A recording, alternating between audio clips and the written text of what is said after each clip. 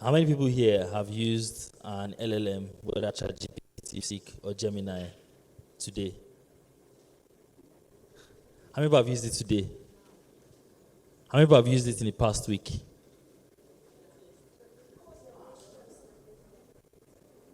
How many people have used an LLM in the past week? So ChatGPT, Gemini, you've used it in the past week. In the past month? Okay, great. So we have active users present, at least monthly active users. Now, a very interesting thing I like to do is when you open your LLM and ask it something like, what happened in Ibadan on March 5, 1965? If there's anything that this LLM does do is rigmarole, and so they are like, I can't really say what happened in March 5, 1965, but I can tell you that Nigeria was this, Nigeria was that, just shalaye after shalaye after shalaye, right? So every single LLM that you use is built on a couple of fundamental components. The first one is actual compute. Think of it as the algorithms, the language, and everything that powers it. Then there's infrastructure. Think of it as the chips, right? If you've seen in the news, I'm just hearing chip. Anybody here buy NVIDIA stocks? Anybody bought NVIDIA stocks? Shout out to that guy. Hold that guy's shirt. That guy has money. He just fled. Clearly, I'm right. Then there's stuff like talents. There's design. But one very, very critical component that makes LLMs work is actually data. The very, very peculiar problem in our case is that our data, our context, is grossly underrepresented in these data sets. As we all know, as everybody who raised their hand can attest to it, the future, the next information age has already begun. We are already on the back foot in the next information, we've already carried last. Right? And those are the actual stakes. The policies, the practices, all those things are, quite frankly, respectfully, English. The hard truth is that if you opened an LLM today, or you opened a search engine even, and you asked it and tried to find Nigerian context, find African context, you are not going to find a lot relatively compared to almost every other region in the world. And it's a big part of why archiving was started. I mean, it was started even before LLMs became mainstream, but LLMs reinforced why it was important. It's also a big part of why the people at Free Knowledge Africa are our besties, to be honest. Now, I want to walk you through the process of what it means to say, make papers accessible. And as I walk through the process of that, you will hear the pain points, and you will see, again, what are the things getting in the way of the stakes. So when we wanted to start archiving, right? Fun fact, that's our social media account, Start Archiving. I didn't know I was going to say that, but it landed well. The first thing for us was, where are the newspapers? Where are these resources? We started with newspapers and magazines. And there's the general perception, as everyone here has heard from someone in your family, that Nigerians don't preserve anything. We don't keep anything. I was one of those people that used to say that. And it turns out we're all wrong, because the first archive I stepped into as an adult was in Sokoto. It was by accident. And I saw newspapers from the 80s and I realized, we actually have these repositories. This was a few weeks after I first spoke to a few friends about what became archiving.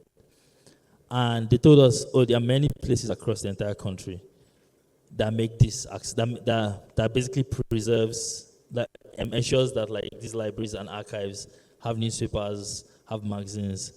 And so that was my first lesson in the impact of policy in the context of archiving and digitization and preservation, actually. And it is that sometime in the 1950s, the patron saint, as I like to call him, of like Nigerian like intellectual preservation, Kenneth Dike, basically had this idea that, you know what, we should start to keep and preserve and just collect stuff.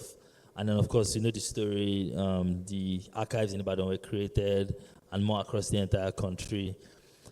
And for decades, right, you've had thousands of librarians, archivists, all kinds of people in between, as in practitioners here, show up day to day to keep these newspapers preserved, and so that I can end up in a library in Sokoto and then say, wow, well done, right?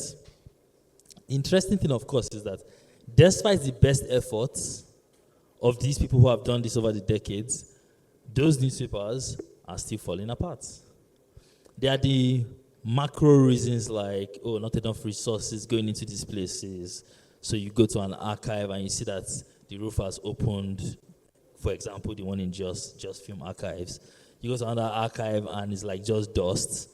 For example, one I saw in Abuja here.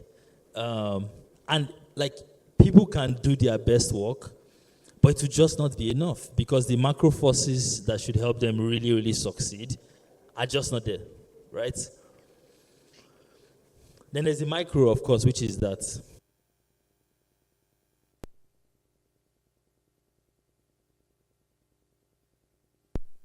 and so it now begs the question, like, when you think of the fact that the bulk of what is already captured in the context of Nigerian history is trapped in rotting paper, like, what does that mean for our future? Now, when he sent me when I was thinking about, like, just talking about this today, and I just realized digitization policy practice. And in my head, I was like, for me, it's actually digitization practice and policy, right?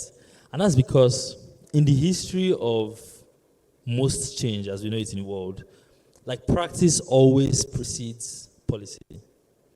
So whether it is the abolitionists trying to abolish slave trade, right? People wanted slave trade abolished before policy abolishing slave trade. People want things to change. There were feminists, women demanding that women should vote before it became policy, and so on and so forth. And the reason why it is so important to me that practice should always precede policy is that I am a very, very firm believer in agency. Like, if there's anything as a Nigerian that you've heard enough of in your life, is that the government did not do something. Personally, I'm sick of it, right? And it's a big part of why, for example, like, archiving was even created, because one of the earliest things we said is, yes, government's job. Okay, great. Might as well wait.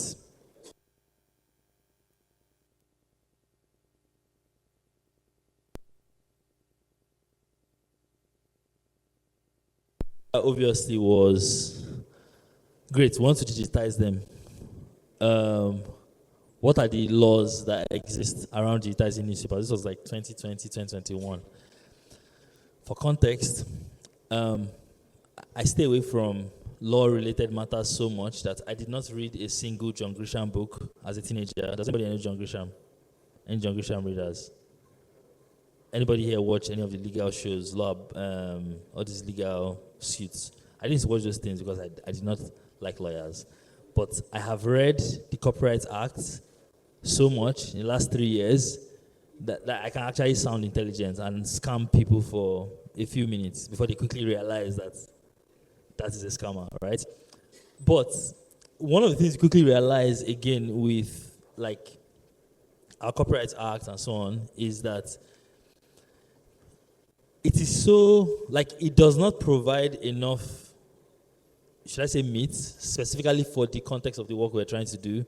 And so there was this gray area of, we can just guide, do what we want to do, but if the person is not angry, we'll not get in trouble. But if they get angry, we're in trouble.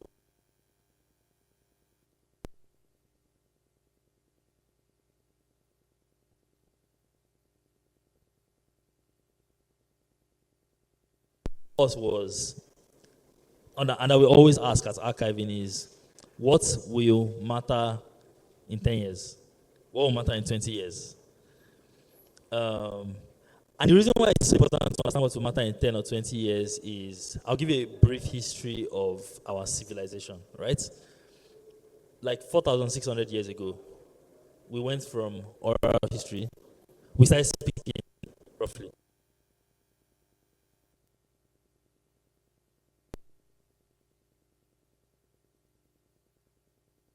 Years ago, we started printing, and so we started to rapidly spread information. Then roughly 150 to 200 years ago, we started the very, very beginnings of computing, right? Then about 30, 40 years ago, we started what is now AI, right? In the last, between 2022, when ChatGPT became accessible to everyone, and now, all that progress that looks like they were happening over decades, they're happening weekly. We are in completely new territory. We're in completely new territory that is so new that, like, even policy in some of the most advanced bureaucracies in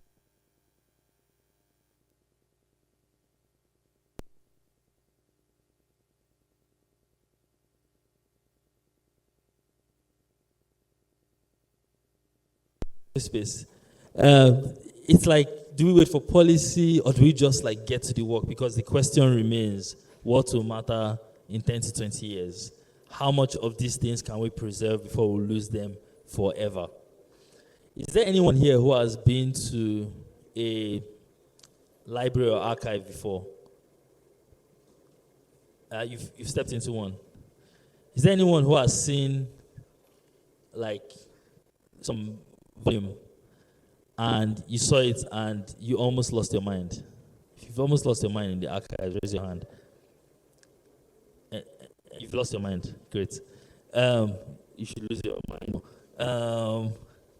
I need to like again emphasize that this is fundamentally me and many people I know, like every single week, right? Again, the very, very important thing to keep in mind is that when you step into this building, the people you meet there, most of the time, in my own experience, are showing up to do their best work every day. It just will not be enough. Like, no matter how hard they try, it just will not be enough because there are forces way beyond them that will help them succeed, that is refusing to allow them to succeed. Anyway, so one of the first things we had to navigate was finding a publisher who was willing to give us permission, right? And we did find one. But what we've done over the last 2 years, 2 to 3 years, is just beg a lot. Excuse me, sir. We're not going to steal your money. We're not trying to become rich off the papers that you forgot that you used to publish 40 years ago. Please, sir. I've traveled with folder. I think the wildest thing I've done, if my fellow Gen Zs that are here, I feel like I can relate to this struggle as a Gen Z person. Right?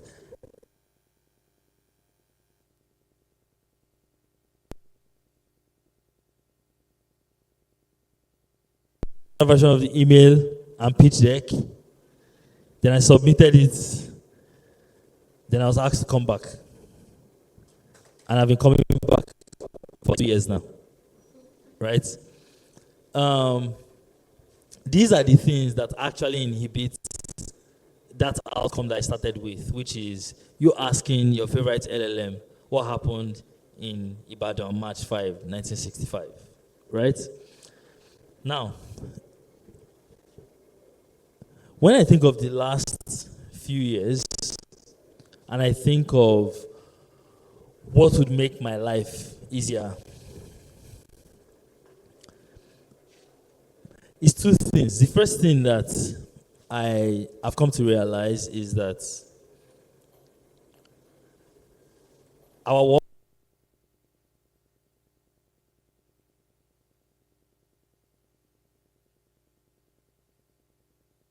this fundamentally delivers a proof of concept. It's the same with the work of abolitionists, or the suffrage movement will never ever be enough because it just does not scale. I tend to work with technology companies most of the time.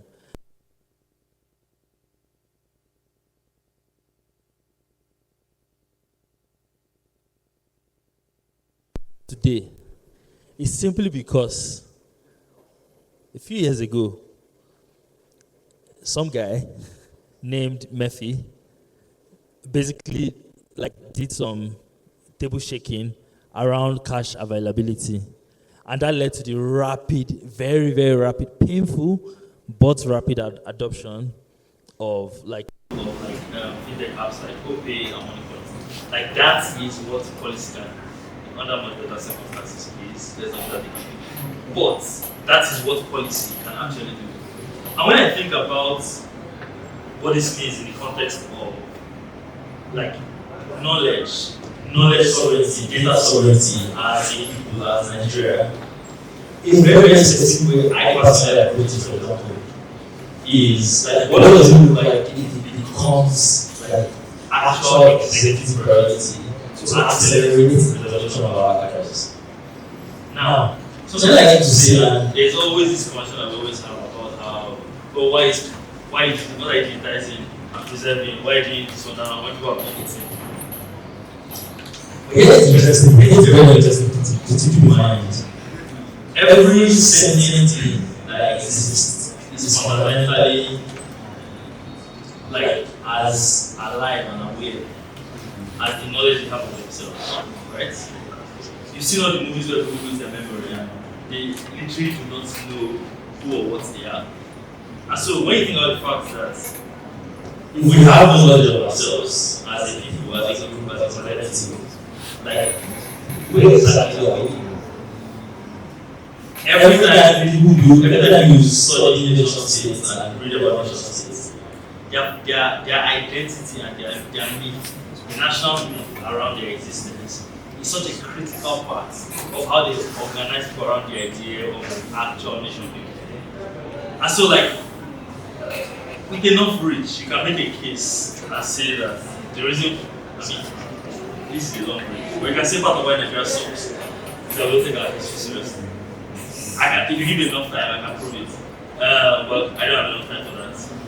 And so, imagine a scenario where it becomes actual executive priority to rapidly improve the state of our archives and just our knowledge and memory infrastructure. Imagine a scenario where I don't know, has anybody ever heard of Galaxy Backbone before? Okay, so Galaxy Backbone is this. Think of it as the government trying to use its own massive archive. That's a very, very simplistic way of thinking about it. Imagine a scenario where you literally draw knowledge, right? Whether it is a university project, whether it is some paper someone wrote in 1964, whether it is an article about the state of the economy in 1978, and you just draw all of those things simply because someone decided it is important enough. That is the future that personally I am obsessed with seeing. But in the time being, everyone is archiving and of course free knowledge Africa. The obsession is where are the of these fields of knowledge? How can we preserve them? Very, very importantly, how can we make them accessible and how can we facilitate access to these things? I'll give you a very, very specific and final scenario of how we approach knowledge at archiving. Has anyone here that listens to podcast people? Has anyone seen Fela Kuti Phenomenon, this podcast series? Just got released a few weeks ago. It's on YTube, right? And he reached out to us and said, we're trying to do this podcast about Fela. And went to archiving and found stuff. Thank you very much. But we need way more. We need stuff that goes way deeper. And over 3 to 4 weeks of research, a few visits to multiple archives, to collections we did not have, we're able to like assemble like roughly 500 pages of just stories about Fela that you do not know about. Very, very tiny things like places he went to perform, who he hung out with. The fact that there's a magazine in the early 70s that Fela was a columnist. It was called Black Manga. And just like collecting all his ideas. That podcast was released a few weeks ago. Interestingly, it was also produced by this production company called High Ground Media. It belongs to the Obamas. And the very interesting thing about it is that if that podcast had gone live, and I had all these people in the resources they had available, and the podcast was not reaching enough, everyone has listened and attest that there's a couple of inaccuracies, but it's mostly extremely rich. Everyone's going to go to the internet and say, oh, these people are taking our story, right? But the fact is that, like, if they had nothing to work with, like, they are going to make what they need. And that's what I'm able to realize in the context of the work. It is massive, it is significant. We can whine about it honestly and say, the government is not doing enough. But I just get to work and do it ourselves. So thank you very much. Happy to take questions more about our work, more about how we're our best friends, why we're so invested in Free Knowledge Africa, and just anything else. If you have no questions now, I'm still around, so you can ask me after. Thank you very much.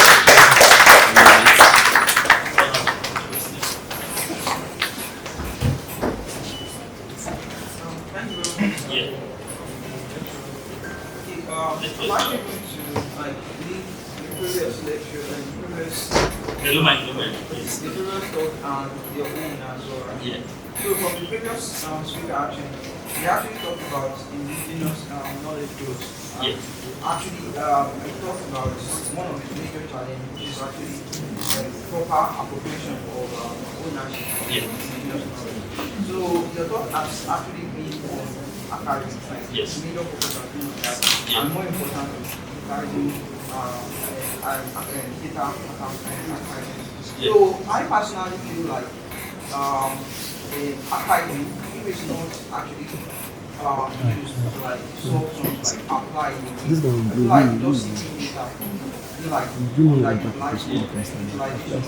so my question is, do you think proper archiving can actually help solve the problem of proper appropriation of ownership to the indigenous? Yes, I'll tell you exactly how. So, at archiving, we say we wanted to scan the chip outside the rocks.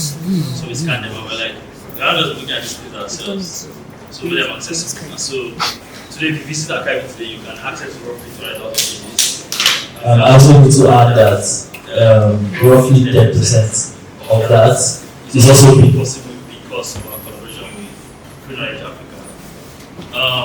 And the third part is like, oh yes, it's accessible to people. What can we do with it again? So a third and critical level for us is sense making. We put our money where our mouth is to. So for example, tomorrow the call for like projects closes at archiving, check it out. And what we basically do is that we find people every year who want to go into the archives and produce new work. And they will just find money and give it to them to do whatever they like. That's the very part of archiving, to be honest. That's actually work for years. One of my favorite projects from the first cohort of the fellowship is this podcast called Ordinary Nigerians Podcast. And the fellow, Samuel, his core thesis is that when you think of Nigerian history, you think of the big people, the Obasanjos, the Funlayos, and they're important, yes. But his argument is also that you can explain how Nigeria is the way it is by looking at ordinary Nigerians. The first episode is about this woman called Adiola. She died in 1888, 89, the late 1800s. And in that podcast, he basically plotted how the way she was treated at the colonial hospital led to the rapid growth of medical practice in Nigeria, because there was too many white doctors, they didn't want to treat the black woman, and And so they kicked her out and she died on the street. And led to protest and anger. And like, okay, no, we went to fix it. We need more black doctors in the hospital. I had the first wave of black doctors and they trained more doctors. And like medicine became such a big and prestigious practice in Nigeria because the woman got kicked out of the hospital in late 1800s. So for us, a big part of it is also like how can it be useful? So working with people making films. I don't know if anyone has seen My Father's Shadow. Has anybody heard of My Father's Shadow? Yeah. So like My Father's Shadow, for example, very little consultancy, very little consultancy while they were in production, but also like even supporting their, like while they were traveling across the world and screening everywhere. Currently, that's been submitted and selected as an Oscar film from the UK. So the watch out for My Father's Shadow. So yeah, a very very big part of it for us is not just like it's cute to look at; it needs to be useful. And so we try to make it useful as much as possible. Yeah, you have a question. She raised her hand first. Thank you. Mike is not. It's a lot. Thank you. Yeah. I want to know the name of the website you mentioned. You said archive.ngo. Yeah, just type archiving, then go to the front of the N, like the NG, just put the dots there, and then just hit send, and just. Okay, only dots. Yes. No extension again. No, like archive. So archive.ng. So together is archiving. Have you understood? That's fine. Don't worry. It's not only you. It's not only. It's the whole country. Okay, then another thing again is like how do you get your collections to put in the archives, and to digitize and put in the archives, and again, do you get right or do you get permission from the authors of this work that you digitize, or only work in the public domain that you digitize? Then another one is the language. Large language models. Yes. So when you ask it a question, does it have access to that archive to retrieve information that is there? Yeah. So those are two. I heard two questions and I'm trying to answer them. I heard it's not working. Okay, it's working now. So I heard two interesting questions and I'm trying to answer them. I'll start with the second one, which is when you ask ChatGPT today that a question, will you pull from archiving? Currently it does not. And there's a reason why. And that's because I was involved with some people here last year. one of the lessons I quickly learned is that the price to play To have real leverage is roughly like data set the size of 1 billion words. By my estimate, that's 5 million pages. We are currently at 20,000 pages. And so that's why, for example, that urgency of practice over policy that it overrides that for me because our race is to 5 million. It's a race to take it seriously. Now, about permissions, so it's a mix of things. First of all, there's public domain stuff, which is largely in relationship. Our relationship with Free Light Africa. There is the prospecting and begging I mentioned earlier. Fantastic approach, slow, but pays off eventually when it does. Lots of stars, and thank you so much. Mostly men, I don't know why. Then the third bucket. Third bucket is very interesting. Because this is the bucket that is the real gray area. And the gray area here is that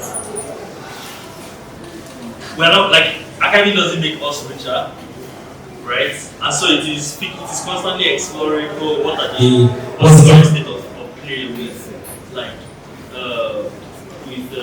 just copyrights and use informational and educational purposes only, or do not use it for commercial projects, or do not do all of those things. So what we do generally is that because our own, to some degree, moral obsession with preservation kind of overrides everything else, we just focus on digitizing first. And then we'll figure out how to like look for people and say, oh, this thing, these things are digitized, we can keep it, but we also want to share it and so on and so forth. But it's a very, very gray area. Again, what matters to us is what will matter in 10 or 20 years. I need a way to look far out into that future and know that the reason why like our information is underrepresented into shaping how we understand the world today. The the reason they underrepresent our own perspective is because it's just not there. First, I don't override anything. Anybody have any other questions? Oh yes, so any other questions? Yes. Yeah, let's see. So I really like reading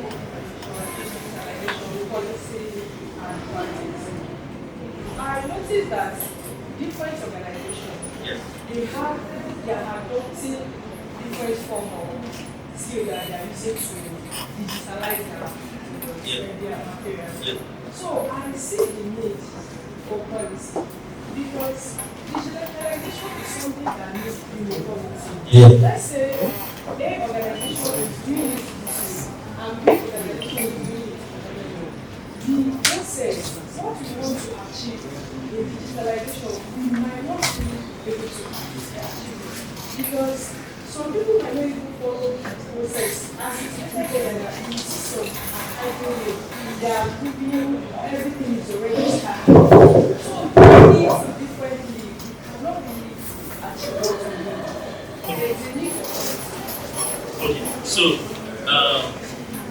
I can't really say too much on standardization, and that's because, like, for example, at archiving, every single bit of information matters. Like advertising matters. If you ate Oxford, that kind of biscuits, right? You all know the man of the man eating biscuits.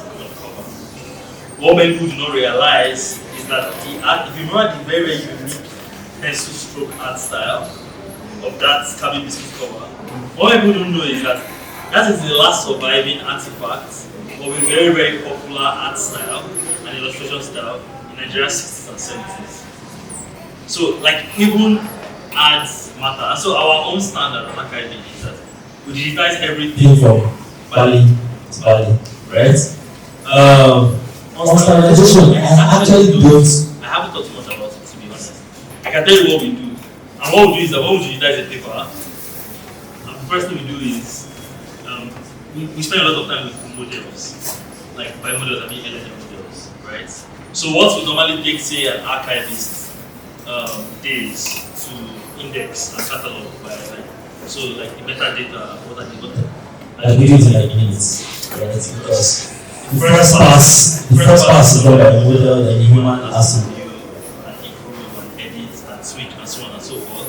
So for example, if there was a newspaper now, if I digitized a newspaper that had 30 pages, if you had to catalog the entire newspaper such that you want to extract all the metadata, it would take an archivist a few days for one newspaper. But for us, it's like we run everything through it. What are the keywords? What are the patterns that are emerging?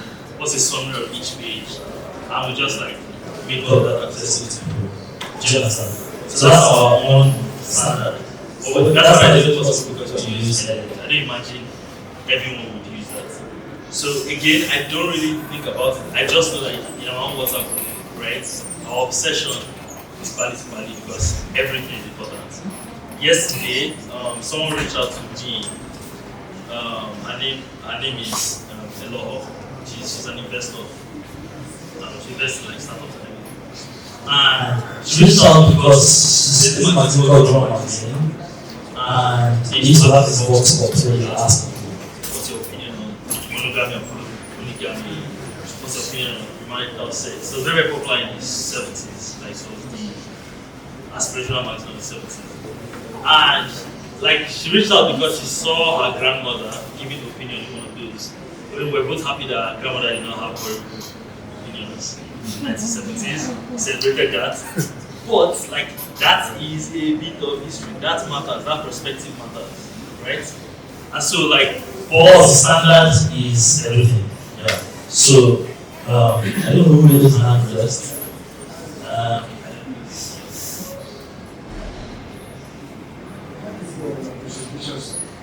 Just simple, just at which point do we send material to archives? Then, when in archives, to retrieve information, what is the documentation within for us? Yes. Okay. So you're asking at which point you send materials to the archives. The point is right now. I can give you my email to send it, but we prefer like older stuff. Mostly because, in a sense, in a very interesting way, the present is digitizing itself. The bulk of our lives happen on the internet.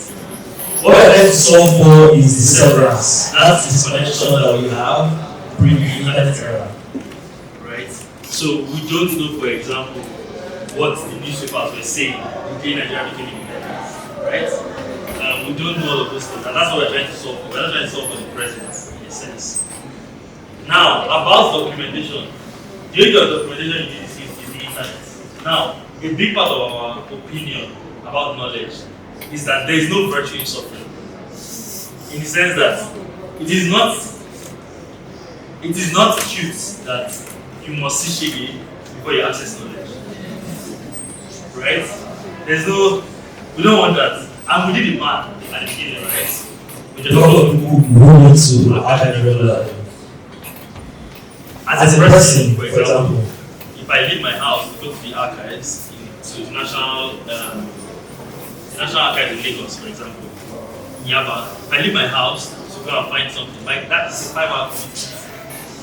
Because I'll go there, I'll greet everybody, I'll ask how was the night, I'll tell you what I'm looking for, I'm not enter the dust, collect dust mites, and to see a show of shaggy, hopefully we'll find it, right? and then I'll go out and enter traffic again. That's what it was.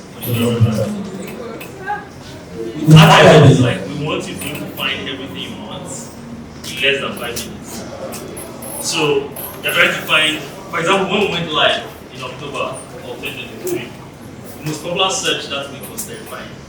I was scared. Because the most popular search was Tinubu certificates. And people that kind of said Tinubu certificates, I found like dozens of pages of conversations that happened in 2003 about it. And that information has rested because there are way more information to be had. It really cannot be certificated. Recently, Joe listened to something from Sacramento and all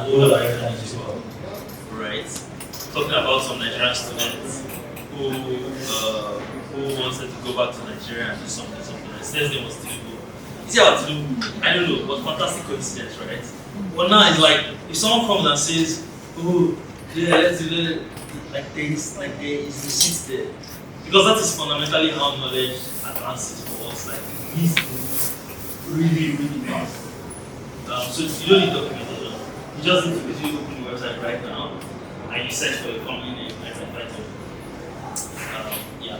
So, you had a question. So, I want to say that you need to stop me because I can continue like this for like another 2 days. Well, you have already answered 2 of my questions. The last one, what kind of things do you document? Like small wins, small results? I know in the wiki space they will say the person has to be notable. So do you consider notability before you document? Everybody is important to us. And I know it sounds very, very wishy-washy. But, for example, I mentioned earlier that archiving has a fellowship, right? Yes. The only reason Ordinary Nigerians podcast exists is because we got everything on the format. Right? Because I'm not forget like the first people talk about it wasn't a rush of people to find stuff. Someone found an obituary, 100-year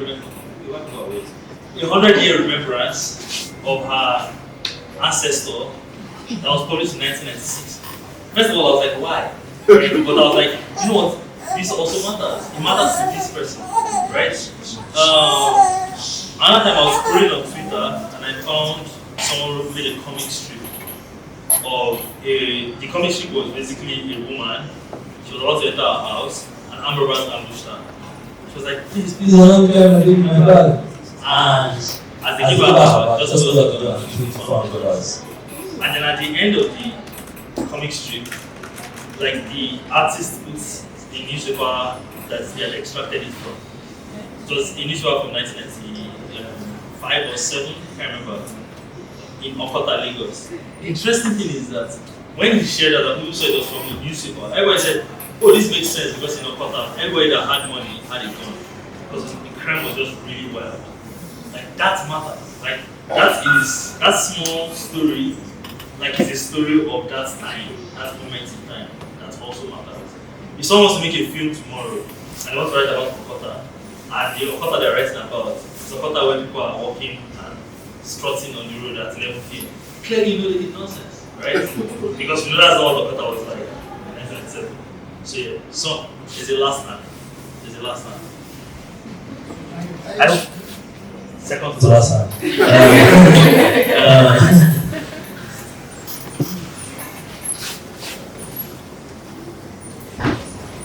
So, as an organization, Academy, how do you authenticate facts and to what degree of authentication closely related to these events? Do you register? That's a very good question. So, for example, one of the things we said when we started was that we wanted to digitize only one newspaper per day for every day in history. And we quickly realized that that was just a start. Because we think of history as fundamentally revisionist by design. Like it needs to constantly be revised, interrogated, abrogated, and so on and so forth. And so, one fantastic way to know this is if you study the coverage of the Nigerian Civil War from 67 to 70, and you studied it by how each region was writing about it, it tells you why it's very important to have every perspective. We also know to some degree that as we're digitizing stuff with good intentions, we're going to digitize some bad propaganda, some selfish things. But those things also matter. Like it is important to digitize, say, like men's misogyny. Like what were men angry about in 1975, right? How do they use what cover? I think it was Punch, late 70s. I like the 70s a lot. And it was this really fat man. Like objectively by every standard, really fat. And the headline just read, I hate fat women. like what is the audacity, right? So like that also matters. Because that tells us how they were thinking at the time and how much of it has changed or has not changed. Right?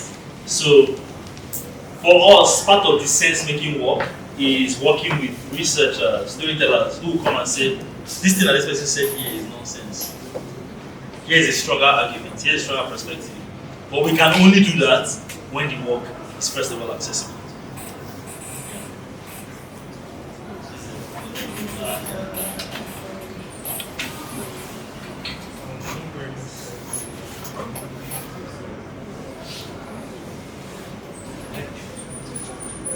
Mine is that she said to get on the phone.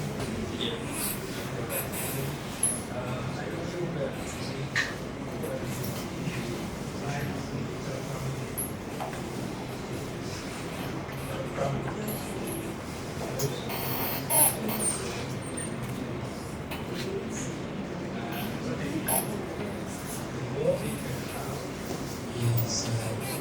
that algorithm gather, and the more algorithm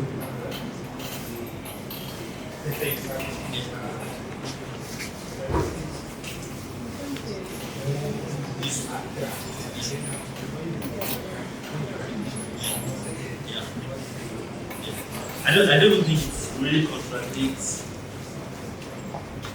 I don't think it really contradicts what people say. I think you were talking about like how you standardize like piece by piece.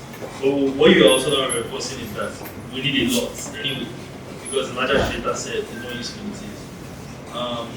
So I don't know if it's a question of components, doctor, because I can't read it.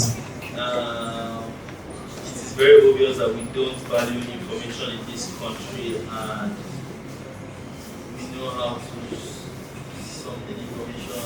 If you go to the internet, you will get pictures of Americans and Europeans instead, and did this in these places. But here we can't get information on those who died, but I imagine the Enugu massacre, I guess. No meaningful info. I think I get the point. Yeah, we don't value it, but like the reason why everybody's here is because they value it, and that's enough for me. To be very, very honest, my relationship with Nigeria is that if I complain one more time, I might shoot myself. It is exhausting. And so it's like, I just want to really, really focus on what I can control. And I think it is very, very important that everybody is here. Because what are you doing at the public domain of like post message, right? But everybody is here because you care, and that matters. Exactly. So like, please, let's not complain. Let's just abandon. Let's just focus on what we can control, which is a lot. So thank you very much for